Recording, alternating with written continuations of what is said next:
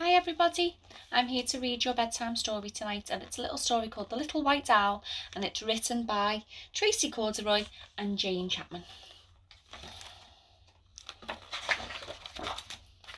Once there was a little white owl who lived by himself in the snow.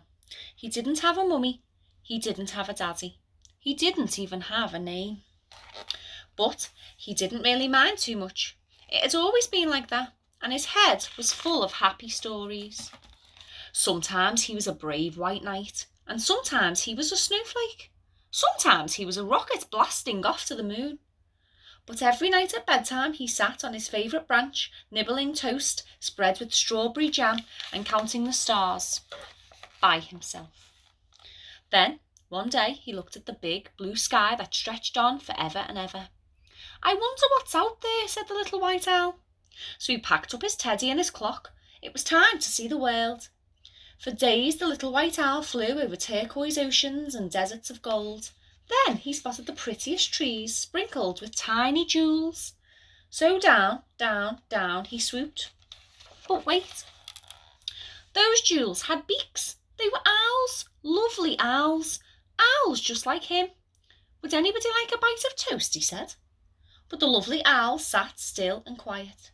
They didn't want to spoil their perfect feathers. "How very plain you are," groaned the green.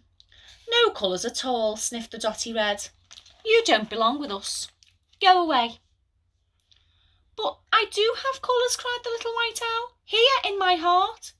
And bumping up and down in me are lots of happy stories. I'll share them with you if you want me to." The owl sat and thought. Sighed the blue. "A story might just help pass the time." "Fine, but just one," said the flowery pink with a yawn. So the little white owl swung on a branch with his teddy, and he munched on his toast, and he shared a happy story. "Ah," breathed the blue owl dreamily when the little white owl had finished. The other owls all glared at her. "Oops, sorry," she blushed. "But couldn't we have just one more?" So the little white owl closed his eyes, and magical stories came pouring from his heart. Colourful tales of castles and knights and dragons with fiery breath, and blasting through moonbeams and counting bright stars and tumbling down like snowflakes. Slowly, and rather to their surprise, the owls began to smile. "Ah," they breathed. Then suddenly, "More!" cried everybody. At last, when all the toast had gone, the little white owl checked his clock. "Gosh, I've got to go," he gasped. "Back to my sparkly home. I need to feel the snow and count the stars."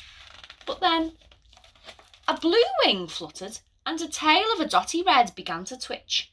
"Take us too," cried the pretty owls, sweeping into the sky. "We want to feel your fluffy snow and count your sparkly stars and play and laugh and tumble, just like you."